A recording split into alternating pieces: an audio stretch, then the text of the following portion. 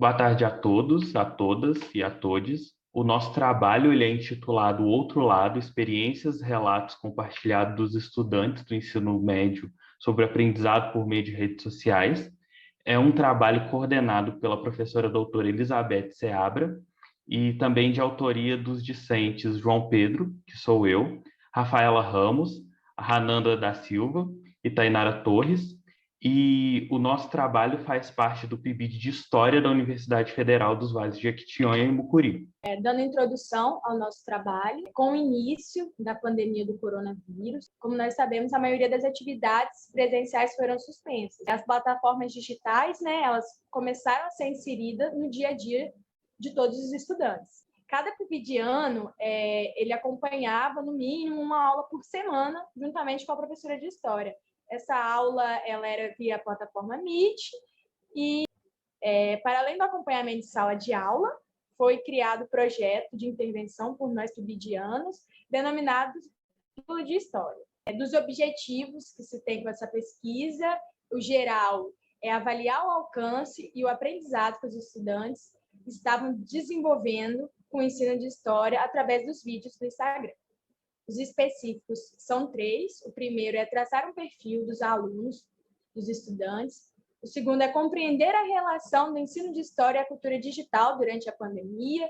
E o último, analisar o desempenho e a contribuição dos vídeos para o aprendizado através das redes sociais. Da metodologia utilizada na pesquisa, fez inicialmente um formulário usando a plataforma do Google Forms. Foram feitas 14 perguntas em conjunto. As perguntas foram distribuídas em 3 grupos. O primeiro grupo foram 5 perguntas que buscavam traçar um perfil pessoal dos estudantes. O segundo grupo de perguntas era a respeito do acesso da internet. Já o terceiro grupo, nós queríamos informações sobre o alcance dos vídeos Pílulas de História no aprendizado dos estudantes. Foram obtidas, então, 51 respostas de retorno dos estudantes, superando as nossas expectativas, que inicialmente tínhamos a ambição de 30 respostas, que já dava para se fazer a pesquisa. E todas as respostas elas foram obtidas online, não havendo a necessidade da sua distribuição impressa. Todas as respostas dos estudantes elas foram anônimas. O formulário ficou aberto durante um período de 3 dias. Após o período desses 3 dias, o formulário ele foi fechado, e então começou-se a analisar os estudos, principalmente no propósito de compreender o outro lado do aprendizado remoto. Nós utilizamos como sustentação dessa pesquisa, como sustentação teórica, a tese de doutorado de Marcela Albani, de 2019, onde ela discute a relação da cultura digital e ensino de história na educação básica. Além dela, utilizamos para análise das entrevistas o conceito de educação histórica de Isabel Barca, de 2002, no qual considera que a construção do conhecimento histórico implica em interagir com as informações históricas e transformá-las de modo a torná-las pessoalmente úteis e relevantes. Bom, esses são os gráficos que quantificam a nossa pesquisa. Eu vou mostrar de forma bem breve, pois a Tainara fará uma análise mais detalhada sobre. Foram perguntas como qual a sua idade, com relação à etnia, se já repetiu de ano, qual a matéria favorita, qual aparelho utiliza para acessar a internet, se é compartilhado com outras pessoas, qual é a conexão, quanto tempo passa em frente ao computador, né, a internet, se os vídeos contribuíram para o aprendizado, e também qual era o vídeo que as pessoas mais gostaram dos que estavam publicados até o momento. Gente, eu sou a Tainara, e aí, de acordo com esses dados obtidos, foi possível a gente constatar, né, em primeira mão, que a maior parte dos alunos, eles possuem entre 16 e 17 anos de idade, ou seja, eles são menores de idade, né? À vista disso, a maioria deles, né, entre 57,7% se declaram pardos. Dos 52 alunos entrevistados, 14 são repetentes, e a disciplina de História ela se classifica como a terceira disciplina mais querida, ficando atrás apenas de Biologia e Educação Física, nesse ranking aí. O celular aparece como o aparelho mais utilizado, e a grande maioria diz não compartilhar esses respectivos aparelhos com terceiros, bem como possuem conexão Wi-Fi. A partir disso, a gente observa que os alunos entrevistados, no sentido geral, eles não apresentam grandes dificuldades em relação à sua trajetória escolar, né? Já que eles apresentam, em sua maioria, uma idade que condiz com o segundo ano do ensino médio, né? Eles estão na faixa etária correta, e também não declaram ter problema com o acesso à internet, nem mesmo carecem de aparelhos tecnológicos, né? A questão étnica, né, que a gente priorizou, ela também, essa questão ética, ela não apresenta uma relação considerável com a precariedade de recursos financeiros ou tecnológicos. Então, não foi possível linkar essa questão.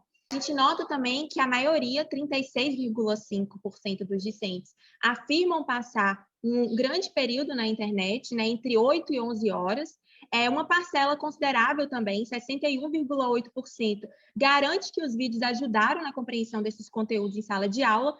Todavia, a gente observa que, apesar deles estarem vinculados a esse universo tecnológico, 38,5%, que é um número muito considerável, apontam não ter ficado nem sequer sabendo do projeto. Então, isso revela uma grande contradição, já que somente uma pessoa declarou que não tinha acesso ao Wi-Fi, né? Então, a gente pode colocar a seguinte questão, que é: ter acesso à internet não é o mesmo que ter uma boa qualidade de conexão, pois eles afirmam, né, que utilizam Wi-Fi. Quanto à preferência pelos vídeos postados, o número de alunos que soube avaliar, dizer qual tinha gostado mais, é maior do que a quantidade que votou no vídeo Independência ou Morte, que é o vídeo mais votado. Então, isso demonstra um paradoxo na forma como esses estudantes encaram essa ferramenta tecnológica, porque a gente pode interpretar que essas ferramentas, como o Instagram, por exemplo, elas ainda estão muito vinculadas ao entretenimento e ao lazer.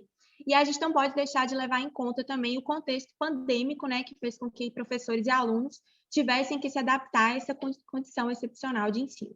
Então, a gente pode concluir, em concordância com a Marcela Albani, né, que não se pode afirmar ser um consenso o uso dessas ferramentas digitais ainda, porque o uso das ferramentas digitais, né, a prática de ensino, elas ainda passam por uma fase muito embrionária, sobretudo no que diz respeito ao contexto atual, onde as inserções de tais tecnologias evidenciam que a sociedade ainda não está pronta para as mesmas. Finalmente, como adverte outro estudioso da área, o Diogo Pablo Florian, é possível a gente pensar que as tecnologias para fins de estudo, elas ainda não dão, na verdade, né, a sensação de obrigatoriedade que eles possuem na escola. Então, é preciso resgatar isso. A internet ainda é vista como uma fuga da realidade, né? E a gente precisa encarar ela como um meio de atingir essa realidade. Então, a gente constata que é preciso ainda um maior esforço a fim de que os alunos possam associar essas redes sociais a fins escolares, para que, de fato, a gente possa presenciar, né, ver essa expansão ocorrendo no universo educacional. Olá, pessoal! Venho falar sobre educação escolar quilombola e soberania alimentar, formação em curso.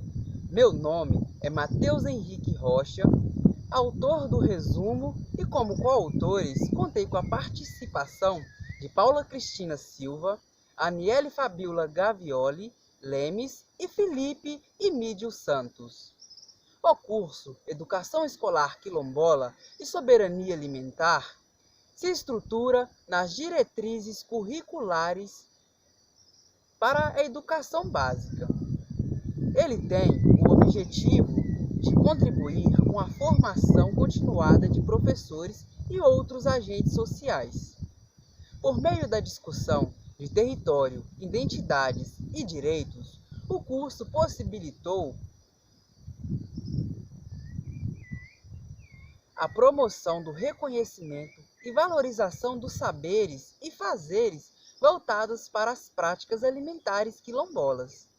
O curso Educação Escolar Quilombola e Soberania Alimentar da Universidade Federal dos Vales de Jequitinhonha e Mucuri é um curso de extensão na modalidade de ensino à distância, com o ambiente virtual de aprendizagem e o acesso à plataforma do Google Meet durante as aulas virtuais. Para as aulas, foram convidados representantes da temática Educação Quilombola, que foram fundamentais no processo de formação dos cursistas, ofertando conhecimentos essenciais nas lutas dos povos quilombolas. O curso faz parte das áreas de ciências humanas. Ele trabalha na construção de uma sociedade mais justa, promovendo a discussão sobre a igualdade e o acesso aos direitos dos quilombolas. O curso, entre seus participantes, atendeu profissionais da educação, agentes sociais, servidores públicos, militantes quilombolas e estudantes em diversas regiões de Minas Gerais. Os cursistas são, na sua maioria, residentes e pertencentes a uma comunidade quilombola. Isso afirma a importância desse curso na valorização da soberania alimentar, cultura e identidade dos povos quilombolas. Foram 546 pessoas inscritas para o curso. No entanto, não foi possível atender todas elas na plataforma do Google Meet, com acesso limitado de participantes. Portanto, foram disponibilizados as aulas gravadas no YouTube, como forma de contemplar a todos. Entre os resultados positivos, este número expressivo de inscritos evidencia a grande importância da demanda de formação em educação escolar quilombola e soberania alimentar no Brasil. Agradeço a todos os ouvintes por assistir até aqui e conhecer os resultados do curso Educação Escolar Quilombola e Soberania Alimentar. Até a próxima! O projeto Práticas do PIBID UFVJM na comunidade Boa Vista do Bananal, a partir da investigação temática freiriana, surgiu de uma experiência como professora supervisora do PIBID, no subprojeto Licenciatura em Educação do Campo, LEC, e no período de 2018 a 2019. Eu sou a Luzilene Pereira dos Santos e tenho a Ofélia Ortega Fraile como coautora deste trabalho, e que na época do desenvolvimento dessas atividades, ela atuou como coordenadora local do PIBID. Atualmente, sou mestranda no segundo período em Educação, Matemática e Tecnologia, o PPGEC-MAT, pela UFVJM. E neste curso, né, eu tenho como foco da minha pesquisa os produtos que foram desenvolvidos com essa prática, né, com o PIBID lá na comunidade Boa Vista do Bananal. E essas atividades, esses produtos que serão o foco da minha pesquisa, está baseado na investigação temática freiriana. E tenho a Ofélia como a minha orientadora. Bom, antes de falar da problemática, vou situá-lo sobre a comunidade de Boa Vista do Bananal.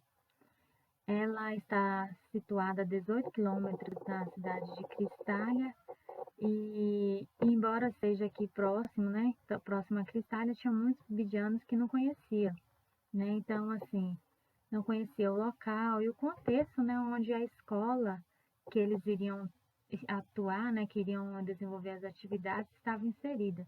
Então, nossa problemática inicial era que os pibidianos não conheciam a comunidade de Boa Vista do Bananal. Então, o nosso problema ele iniciou a partir dessa limitação que a gente tinha, né, dos pibidianos com a comunidade, né, esse distanciamento. Então, nosso objetivo, né, diante da problemática que nós tínhamos, o nosso objetivo foi conhecer a comunidade Boa Vista do Bananal, considerando sua história, sua memória e seus protagonistas, né? Antes de adentrar a escola, antes de entrar para a sala de aula, né, para desenvolver algum tipo de atividade, os pibidianos, né, precisavam conhecer, né, esse contexto, conhecer a realidade dos alunos, dos pais, né, para depois a gente começar a trabalhar com os alunos. A metodologia que utilizamos foi a investigação temática de Paulo Freire. ela foi baseada na problematização inicial, né, que foi o levantamento preliminar do que queríamos, né, bem como reconhecer o local onde a escola estava inserida. Também nos apoiamos na codificação e descodificação da realidade, até chegarmos à redução temática, né, etapa na qual selecionamos conteúdos específicos para cada turma. E, por fim, a última etapa na qual ocorreu o desenvolvimento das atividades em sala de aula, que culminou em alguns produtos que eu vou falar no próximo slide.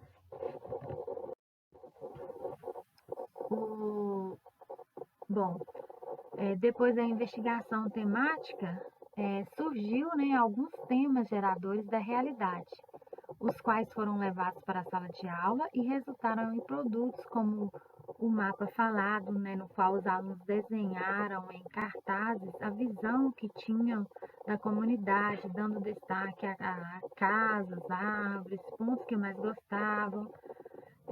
Também teve o teatro mudo, no qual foi retratada a Boa Vista de antigamente, desde os primeiros moradores, como a chegada da luz, com o desenvolvimento da educação, a construção da escola, a quem eram destinada o ensino antigamente, né, que vinha uma professora de fora.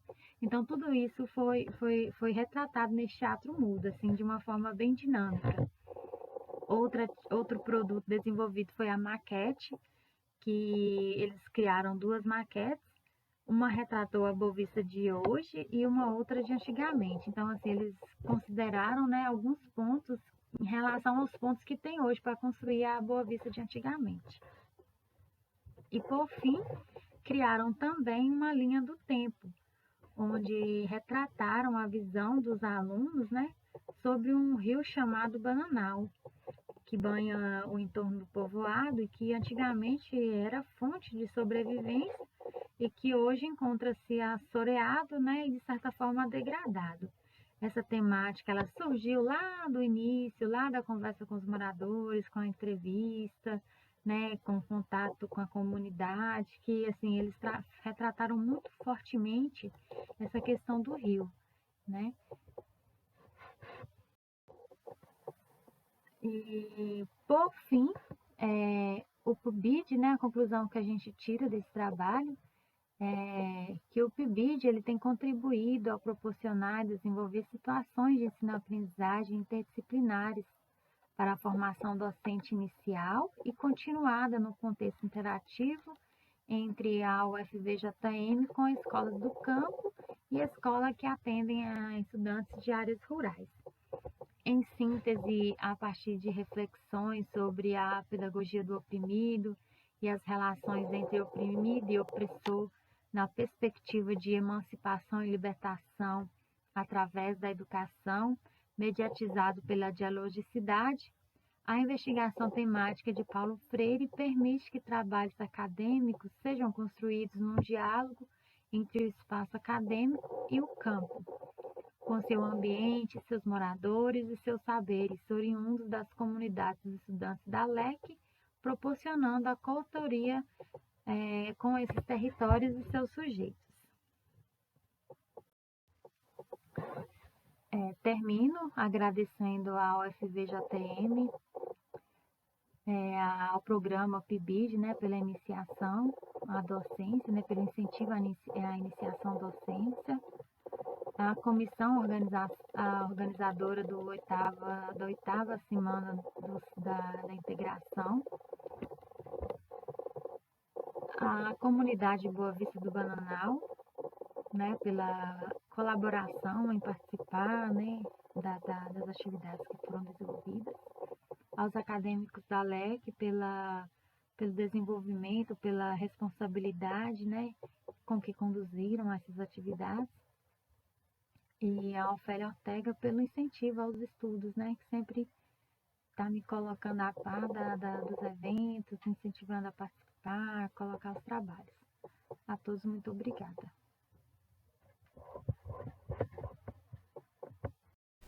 Olá a todos, eu sou o Lucas e juntamente com o Vitor, nós estaremos apresentando nosso trabalho para vocês, intitulado A Herpetologia como Ciência e como Componente Escolar, a caracterização ambiental crítica de alunos da educação básica sobre os animais constituintes da herpetofauna.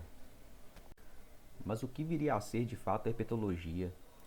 A herpetologia ela é a área voltada ao estudo de anfíbios e répteis, abordando ali seus aspectos morfológicos e comportamentais e também a ecologia desses animais. O nosso país ele apresenta a maior fauna herpetológica do mundo, o que nos torna um reduto perfeito para o estudo e compreensão dos anfíbios e dos répteis, tanto a nível acadêmico quanto na educação básica. Mas o que nós vemos é que algumas concepções, que são derivadas de inúmeras crenças, histórias e mitos fazem com que esses animais sejam vistos com desprezo e sofram perseguições. E é por isso que acreditamos que a educação seja o polo propício para reverter essas percepções, pois muito desse preconceito está relacionado à falta de conhecimentos que essas pessoas têm sobre os anfíbios e os répteis, o que faz com que a população não reconheça a fragilidade dos animais e o quanto esses são vítimas da degradação ecossistêmica. Então, nesse sentido, partindo da temática a relação homem-animal, com enfoque em anfíbios e répteis, nosso trabalho ele tem como problema de pesquisa a seguinte questão, que é qual é a percepção dos alunos de escolas do ensino médio sobre os anfíbios e répteis no município de Diamantina, Minas Gerais, a partir de uma atividade baseada nos 3 momentos pedagógicos.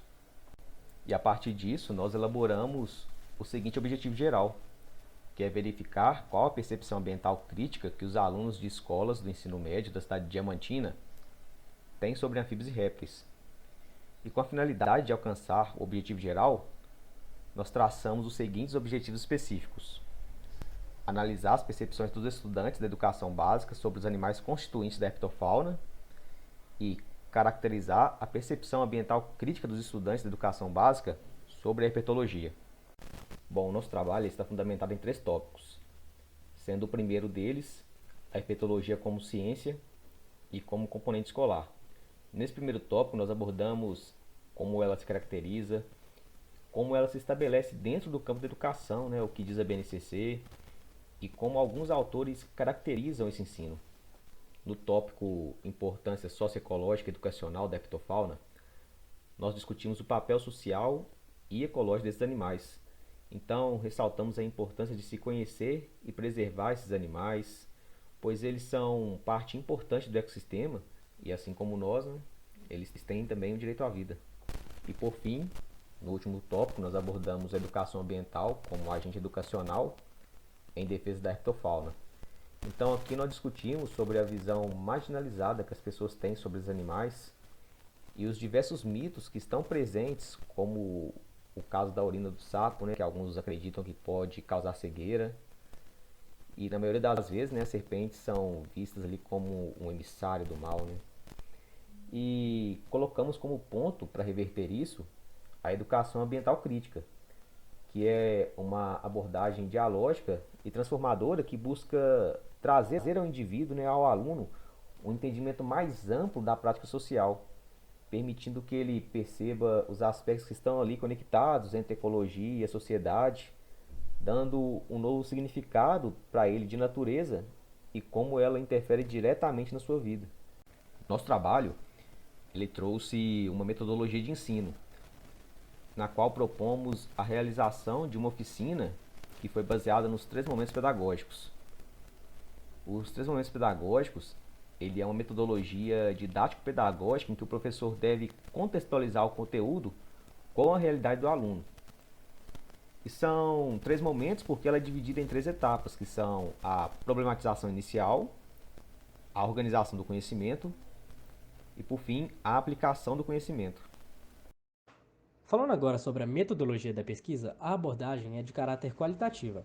O cenário são escolas estaduais de Diamantina, Minas Gerais. Os sujeitos são discentes da educação básica, e a coleta de dados se deu por meio de questionários e obtivemos 17 respostas. E a análise de dados se deu pela análise textual discursiva, organizadas em categorias e subcategorias, de Moraes e Galeazzi. Falando ainda sobre a nossa metodologia da pesquisa, Na análise de dados, as categorias são as seguintes: percepção dos estudantes sobre herpetologia e compreensão ambiental dos estudantes. Já as subcategorias são caracterização dos estudantes sobre anfíbios e répteis e percepção ambiental crítica dos estudantes da educação básica sobre a herpetofauna.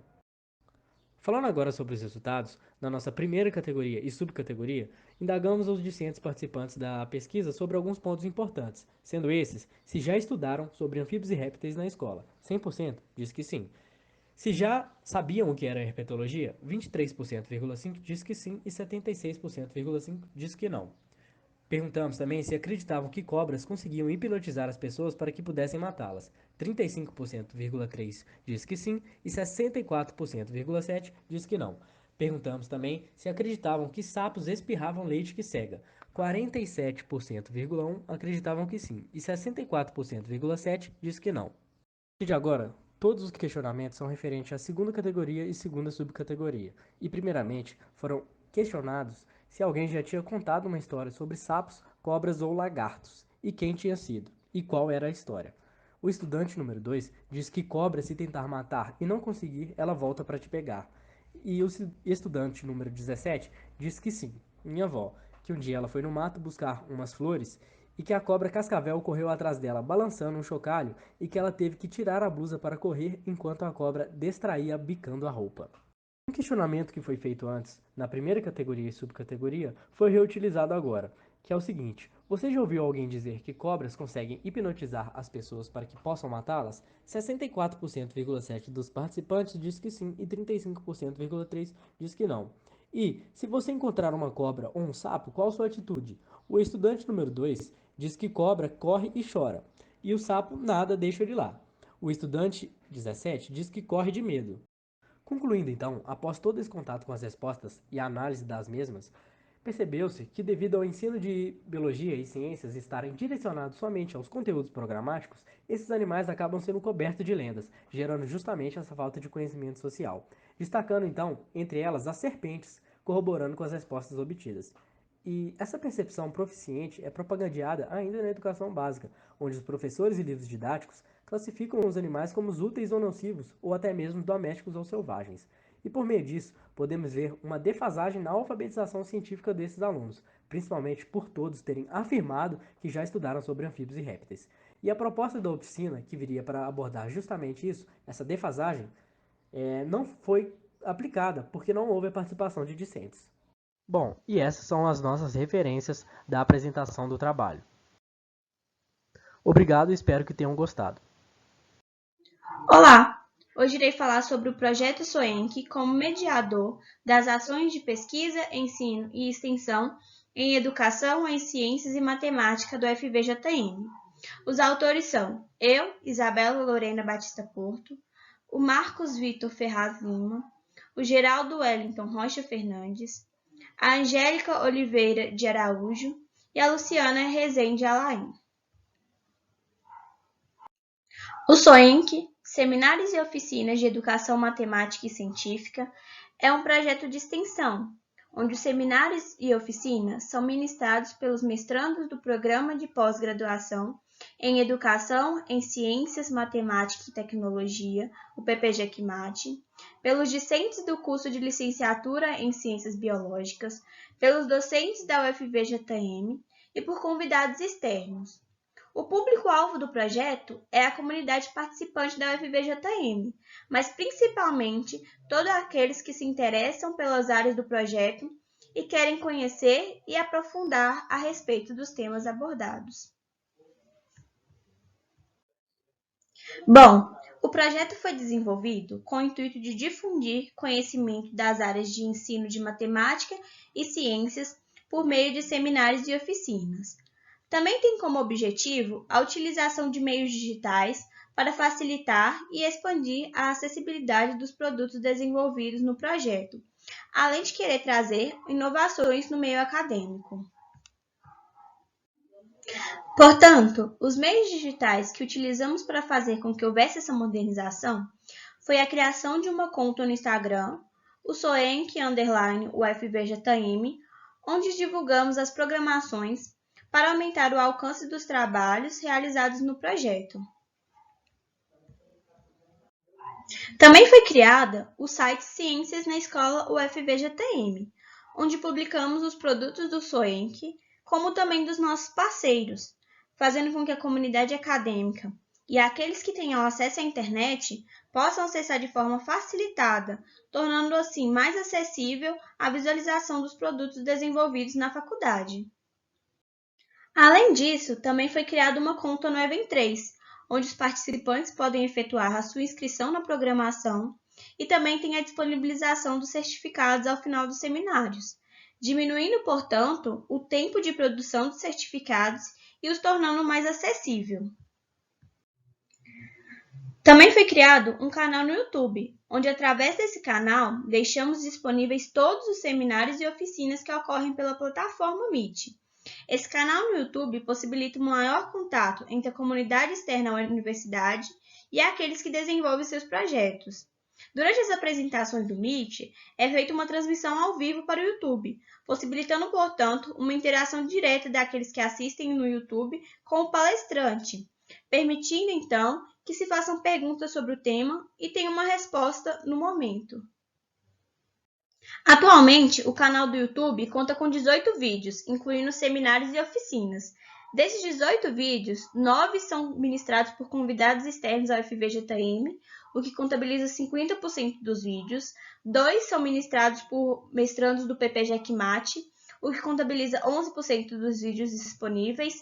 4 são de oficinas dos discentes do PIBID de Ciências Biológicas, o que contabiliza 22% dos vídeos disponibilizados. E 3 são de docentes internos ao FVJM, o que contabiliza 17% dos vídeos disponibilizados, mostrando assim a diversidade dos conteúdos dos seminários.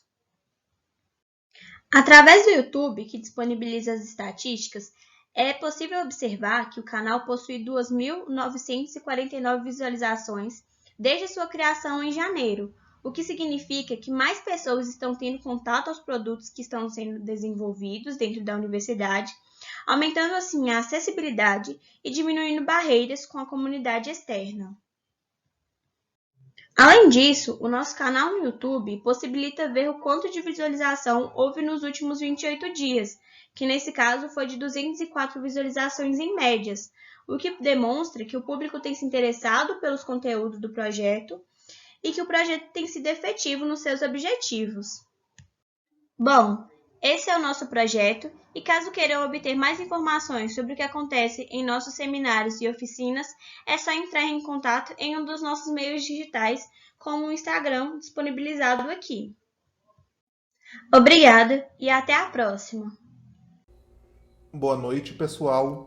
Meu nome é Afonso, eu sou acadêmico do 9º período de Medicina da FAMED e hoje eu vou apresentar o trabalho Primeira Jornada de Mentoria entre Pares da Faculdade de Medicina da UFVJM. Esse trabalho foi feito por mim e outros discentes da faculdade, com orientação da docente Roberta Vasconcelos. Antes de tudo, eu vou explicar um pouco para vocês sobre a mentoria, que consiste em alunos mais avançados no curso, ou seja, com maior domínio da área, auxiliando alunos iniciantes em seu desenvolvimento, tanto acadêmico quanto pessoal. Na educação médica, várias pesquisas mostram que essa metodologia promove um intercâmbio de experiências, ameniza os impactos da inserção no curso e nas transições entre os ciclos, que são o básico, o clínico e o internato. Também minimizam perdas na aprendizagem decorrentes da pandemia de Covid-19. Com a pandemia, nós tivemos a suspensão das aulas presenciais para realizar o isolamento social. Com isso, surgiram diversos desafios à aprendizagem de habilidades médicas, principalmente onde os currículos privilegiam cenários de prática, como é o caso da FAMED. E esses currículos precisam ser reinterpretados para viabilizar o treinamento da comunicação médica em disciplinas teóricas, que são as que podem ser ofertadas à distância. Na Faculdade de Medicina da UFVJM, uma universidade pública que vivencia esses desafios, nosso grupo de professores e alunos elaborou em fevereiro de 2021 um projeto de mentoria entre pares por alunos de diferentes ciclos do curso, básico, clínico e internato, para promover a aprendizagem de habilidades médicas por meio dessa interação. A nossa primeira ação foi dedicada ao ensino da anamnese. A primeira jornada de mentoria entre pares da FAMED e da UFVJM, ela foi desenvolvida entre março e maio de 2021 e promoveu o encontro entre discentes do fim do ciclo básico e do fim do ciclo clínico, que são o 4º e o 8º períodos, respectivamente. Quanto aos nossos objetivos, eles estão em promover ações de mentoria entre pares na Faculdade de Medicina da UFVJM e compreender suas contribuições a partir da percepção dos estudantes participantes para o seu desenvolvimento acadêmico e pessoal. A partir disso, nós tivemos alguns objetivos específicos na nossa pesquisa, e eles são: descrever a percepção dos estudantes participantes sobre o seu desenvolvimento anterior à realização da mentoria e o impacto que a mentoria entre pares teve no seu desenvolvimento, e analisar as contribuições tanto do ponto de vista dos mentorados quanto dos mentores. Agora, quanto à metodologia, 17 alunos do 8º período agiram como mentores e 41 alunos do 4º período como mentorados. Foi feita uma divisão em 8 grupos de 2 mentores e 5 mentorados, onde foram feitos 4 encontros em ambiente virtual com uma duração de 2 horas cada.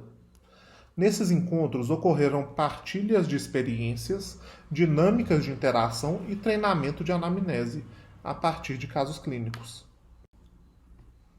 Antes do início e no final dos encontros, os mentorados e mentores foram convidados a expressar de maneira anônima as percepções que tiveram sobre o desenvolvimento acadêmico e pessoal, além dos impactos da primeira jornada nesses parâmetros. Quanto aos resultados, nós tivemos 100% de resposta dos mentores aos questionários e 72,5% de respostas dos mentorados. E a partir da análise dos questionários, concluiu-se que os mentores ajudaram os mentorados a avançar no curso e no desenvolvimento pessoal. Os alunos envolvidos se sentiram mais satisfeitos com seu desenvolvimento acadêmico e também foi expressa a gratidão pelas trocas entre os participantes e o fortalecimento da autoconfiança causado pelos encontros. Os mentores foram unânimes em considerar o projeto como efetivo e na percepção de melhora do desenvolvimento pessoal e no preparo para avançar no curso. Foram feitas sugestões para que se aumentasse o número de encontros, que fossem implementados treinamentos de outras habilidades médicas, como o exame físico, e que a mentoria também fosse feita na transição do ciclo clínico para o internato. A primeira jornada inovou ao proporcionar que discentes do ciclo básico tivessem a oportunidade de aprimorar habilidades de comunicação médica que são extremamente necessárias ao ciclo clínico e à prática profissional, com discentes que já vivenciaram esse ciclo do curso. A primeira jornada de mentoria entre pares contribuiu para o desenvolvimento de habilidades de comunicação médica utilizadas na anamnese. Ela também contribuiu para a redução da ansiedade e inseguranças, associando-a à oportunidade de interação e identificação. Também foi possível ver a necessidade de se repensar o currículo com o objetivo de ampliar espaços para o compartilhamento de vivências nos períodos de transição do curso. Por fim, os benefícios da jornada se estendem da graduação até a carreira médica. Gostaríamos de agradecer ao FVJM pela oportunidade de realizar o projeto, ao CNPq e ao Grupo de Estudos e Pesquisas em Psiquiatria, Saúde Mental e Educação para as Profissões da Saúde, o GEPES, pela mesma oportunidade. Deixo contatos do projeto abaixo. Muito obrigado. Olá a todos. Eu me chamo Amanda de Souza Fernandes, sou discente do curso de Medicina da Universidade Federal dos Vales do Jequitinhonha, Mucuri, campus Diamantina, e sou colaboradora do projeto de extensão Universidade das Crianças do UFVJM.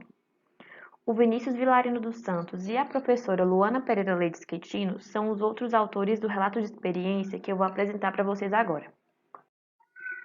O projeto de extensão Universidade das Crianças da Universidade Federal dos Vales do Jequitinhonha e Mucuri foi criado em 2015 e faz parte da Rede Mineira de Universidade das Crianças, sendo também filiado à Rede Europeia de Universidades das Crianças, a EUCEUNET.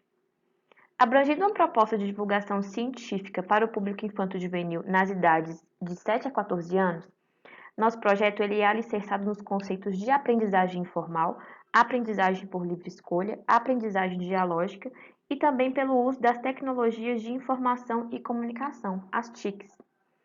Além disso, consideramos também a sociologia da infância e a cultura em pares. A proposta da Universidade das Crianças ela surgiu em 2006 na Universidade Federal de Minas Gerais, em Belo Horizonte, MG, como um projeto de extensão e de divulgação científica. Logo mais, em 2015, com o intuito de ampliar as ações da Universidade das Crianças, UFMG, foi criada a Rede Mineira de Universidade das Crianças em cidades do interior de Minas Gerais, sendo ela composta pela Universidade das Crianças, UFBJM, Universidade das Crianças, UFOP, Universidade Federal de Ouro Preto, e mais recentemente pela Universidade das Crianças, UFSJ, a Universidade Federal de São João del Rei. Após sua criação, a Universidade das Crianças, UFPJM, foi vinculada à Pró-Reitoria de Extensão e Cultura e também à Faculdade de Medicina da UFPJM. Seus membros eles interagem com uma multiplicidade de áreas do saber, como as ciências biológicas, ciências da saúde, as artes plásticas, a antropologia e também a educação. Nosso projeto visa a divulgação científica para crianças e adolescentes sobre o corpo humano, tanto no âmbito biológico quanto no âmbito sociocultural, respeitando a diversidade, as singularidades e as diferenças entre os corpos. Outro objetivo é a aproximação do público infanto-juvenil com a academia, de forma a promover e estimular a curiosidade e o pensamento crítico pelo reconhecimento da pergunta como uma forma de valorização dos saberes. Além disso, levamos em consideração também possibilitar vivências acadêmicas e proporcionar perspectivas relacionadas às futuras opções de estudo e de escolha profissional dessas crianças. O início do projeto se deu com a organização do primeiro encontro das Universidades das Crianças em Minas Gerais, o EUCMG, que aconteceu em 2015. Logo mais, em 2017, o projeto colaborou com a exposição Processo Saber Diamantina, que foi idealizada pela equipe do Espaço do Conhecimento da UFMG. E no período de 2017 a 2019, foram realizadas visitas às escolas públicas de Diamantina, como a Escola Júlia Kubitschek e a Escola Estadual José Augusto Neves, onde, após um primeiro contato com os alunos, foram observadas as problemáticas e as demandas específicas de cada uma das turmas que interagiram com o projeto. Após isso, ocorreram discussões sobre o corpo humano e também o oferecimento de cursos financiados por edital da PROEX, como Médico por um Dia e Detetives de Bactérias. Em 2018, nós fomos convidados para expor as ações e os produtos do projeto no Parque da Ciência da UFPJM. No período de 2020 e 2021, em razão da pandemia de Covid-19, as atividades do nosso grupo consistiram em produzir conteúdo científico no formato de podcasts temáticos, com vistas a ampliar a divulgação científica e também o alcance do projeto. Utilizamos as tecnologias de informação e comunicação para gravar entrevistas com crianças de 8 a 12 anos sobre assuntos como ciências e corpo humano. Então, primeiro elaboramos os roteiros dos podcasts. Logo após, coletamos as entrevistas com as crianças e produzimos o material de mídia, para posteriormente produzir os podcasts informativos temáticos. Nossas entrevistas elas foram gravadas pelo gravador de voz padrão do smartphone, editadas pelo programa Audacity e estão disponíveis na plataforma Spotify, no podcast da Universidade das Crianças do UFPJM. Além disso, ocorreu uma divulgação da mídia online também. Em relação à interatividade do podcast, conseguimos 43 inicializações, 29 streams, 18 ouvintes e contamos hoje com 5 seguidores, como vocês podem ver no gráfico. Apesar das limitações impostas pela pandemia da Covid-19 dificultarem os encontros e o desenvolvimento de atividades de forma presencial, a disponibilidade dos podcasts em plataformas virtuais e a sua divulgação online possibilitaram a ampliação do alcance do projeto para além da cidade de Diamantina, além de potencializar a difusão do conhecimento científico, o que gerou um aumento do estímulo ao consumo de conteúdo educativo produzido com crianças e para crianças. Esses são os nossos agradecimentos.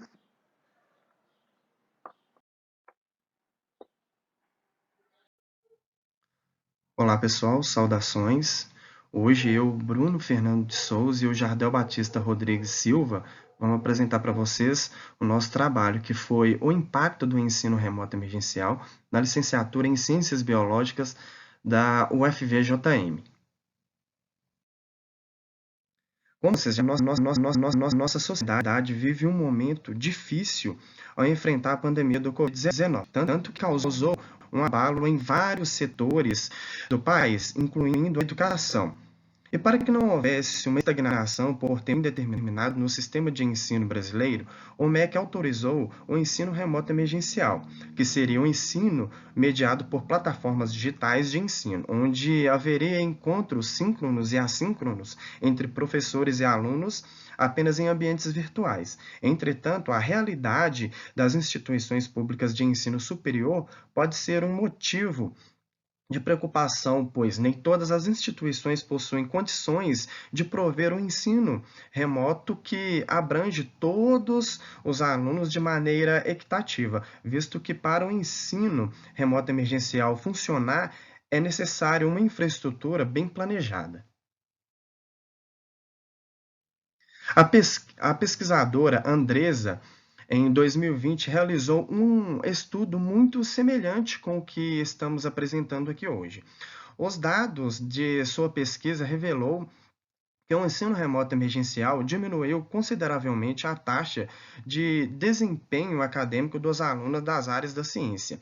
Pesquisa que abordou as mais diferentes regiões do território brasileiro, sendo que pesquisadores como Estevanin e Moreira, ambos de 2020, apontam as dificuldades que os alunos enfrentam nesse ensino remoto, visto que uma parcela dos discentes não possui um ponto de conexão à internet que suporte as plataformas digitais no ensino remoto emergencial.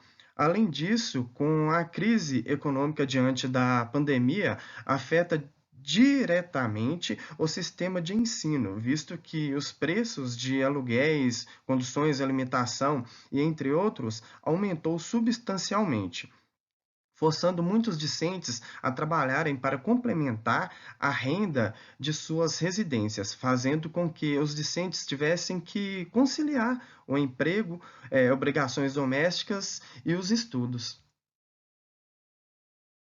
Sendo que o objetivo geral desse estudo é identificar como a UFVJM implementou as metodologias da educação nesse contexto de ensino remoto emergencial, a partir das compreensões e percepções dos discentes e docentes do curso de licenciatura em ciências biológicas. Sendo que, para alcançar esse objetivo, foi construído os seguintes objetivos específicos: descobrir as compreensões e percepções dos discentes sobre o ensino remoto emergencial na UFVJM, além de seu próprio aprendizado, e descobrir as compreensões e percepções dos docentes sobre ensino remoto emergencial, além da atual qualidade de ensino ofertado na UFVJM. Foi utilizado também a pesquisa exploratória como metodologia central. Neste sentido, é atraente a esse estudo teorizar sobre como essas causalidades influenciam a qualidade de aprendizagem no ensino remoto emergencial, bem como a escolha dos caminhos para chegar à pesquisa tem relação com o foco proposto na discussão, sendo que a abordagem qualitativa foi escolhida para o estudo em questão. Em outras palavras, a pesquisa qualitativa é um questionamento de pesquisa que investiga aspectos subjetivos de fenômenos sociais e da atuação, sendo que a coleta de dados se desenvolveu no curso de licenciatura em Ciências Biológicas na UFVJM. O instrumento de coleta de dados constitui em 2 questionários abertos que vocês estão vendo agora. Na elaboração dos questionários, buscamos investigar as compreensões dos alunos e professores sobre o ensino remoto emergencial, o entendimento deles sobre a qualidade da educação ofertada pelos professores, além de suas aprendizagens nesse tempo de estudo remoto. A metodologia adotada para a compreensão dos questionários utilizados é a análise textual discursiva. Aqui nós podemos ver que 53% dos discentes possuem a percepção de que o ensino remoto na FVJM possui muitas falhas. E ressalta-se ainda que 21% dos participantes indicaram que a fonte dessas casualidades reflete na dificuldade do acesso de qualidade ao ensino remoto, como estabilidade de conexão, capacidade da universidade em ofertar um espaço estudantil que potencializa o processo de aprendizagem, além das dificuldades dos professores em manusear as ferramentas digitais destinadas à condução das aulas e adaptação dessas metodologias de ensino para um ambiente virtual. Na categoria Aprendizagem dos discentes no ensino remoto, mostrou que 96% dos participantes não estão satisfeitos com a sua aprendizagem, além de possuir extremas dificuldades na construção do conhecimento científico dentro do ensino remoto.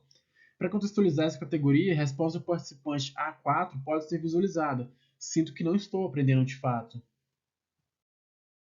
Ademais, esse estudo conseguiu identificar algumas situações que podem ser apontadas como gatilhos para a aprendizagem debilitada dos licenciandos, sendo que 64% se queixa que os professores estão passando uma quantidade muito grande de atividades e trabalhos, sendo esse um gatilho para a diminuição do nível de aprendizagem. Tal percepção pode ser reforçada através da resposta do participante A14. Eu não vejo muitas outras alternativas. Os professores estão dando muitos trabalhos e provas. Estamos super sobrecarregados.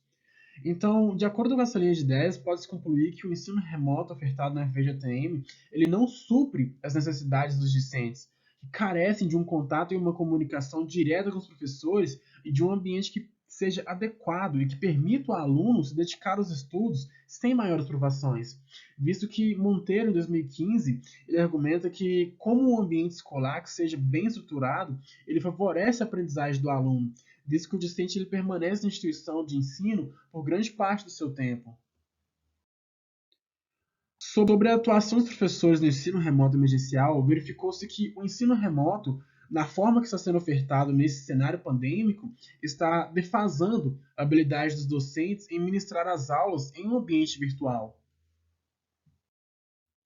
Aqui ressalta-se que 44% dos professores participantes compartilham do pensamento de que um outro agravante da dificuldade de ensinar foi a falta de conhecimentos aprofundados em manusear as plataformas digitais de ensino e ministrar as aulas no ambiente virtual, sendo que uma parcela dos docentes eles não distinguem nitidamente sobre os conceitos que caracterizam o ensino remoto e o ensino à distância, uma vez que a falta desse discernimento e da mistura dessas metodologias ela pode dificultar o processo de ensino e de aprendizagem.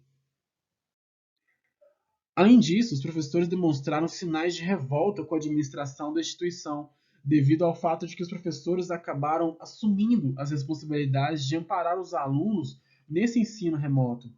Portanto, o participante B3 ele argumenta, ruim, uma vez que os alunos não foram amparados para o ensino remoto, deixando a responsabilidade toda para o professor ter que lidar com as dificuldades dos alunos.